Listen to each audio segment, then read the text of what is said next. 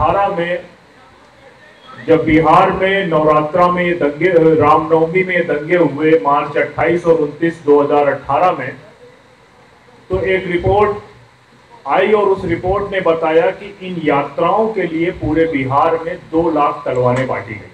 हर issue पे जिस पर मुसलमान कुछ अपना बात करना चाहेगा, फूड जिहाद, लव जिहाद, लैंड जिहाद, शरबत जिहाद तक पहुंचा दिया गया। इस पूरे प्रोसेस में मीडिया के 2 पहिए हमारे सामने नजर आते हैं।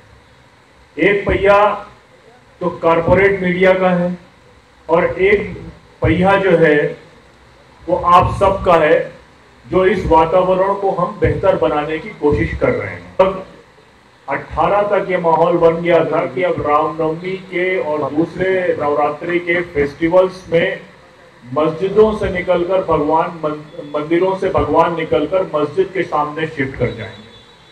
और उस शिफ्ट होने को और उस पूरे प्रोसेस पे लगातार ये रिपोर्ट्स आती रही कि ये तमाम चीज़ों जो चल रही हैं। 2018 में जब बिहार में नवरात्रा में ये दंगे, रामनवमी में ये दंगे हुए मार्च 28 और 29 2018 में, तो एक रिपोर्ट आई और उस रिपोर्ट ने बताया कि इन यात्राओं के लिए पूरे बिहार में 2 लाख तलवारें बांटी गई।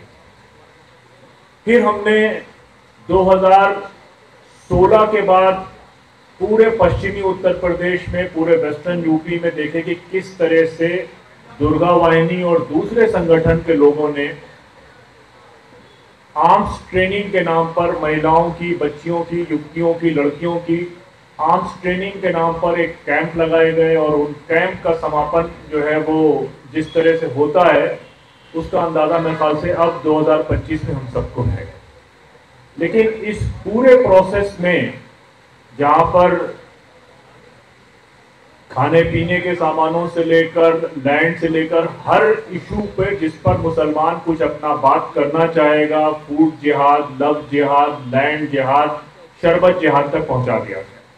इस पूरे प्रोसेस में मीडिया के 2 पहिए हमारे सामने नजर आते हैं।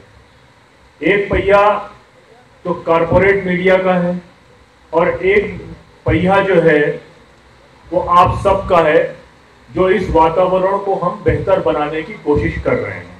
हालांकि जो कॉरपोरेट मीडिया का साइज है और अटैक का जो साइज है वो बहुत बड़ा है, लेकिन आप सबके बीच में मुस्लिम मिरर की तरफ से आज इस चर्चा में हम लोग मीडिया के रोल और रिस्पॉन्सिबिलिटीज पे बात करेंगे।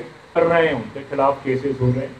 तो असल इस समय जो मेन स्ट्रीम जिसको हम मीडिया कहते हैं, हालांकि अब हम लोगों ने उसको मेन स्ट्रीम मानना छोड़ दिया है। मेन स्ट्रीम तो मीडिया वही है जो मुख्य जनमानस की बात अपने लोगों के बीच में रखे।